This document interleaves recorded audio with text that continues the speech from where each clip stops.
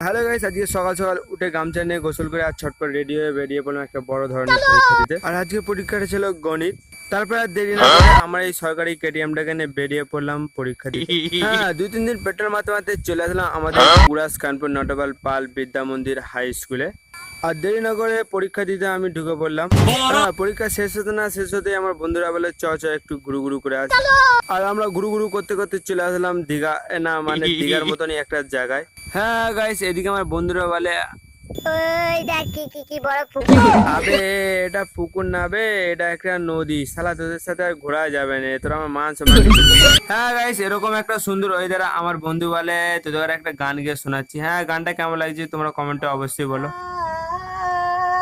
आसमां पिघल के शीशे में ढल के जम गया तो तेरा चेहरा बन गया दुनिया भुला के तुमसे मिला हूँ निकली है दिल से दुआ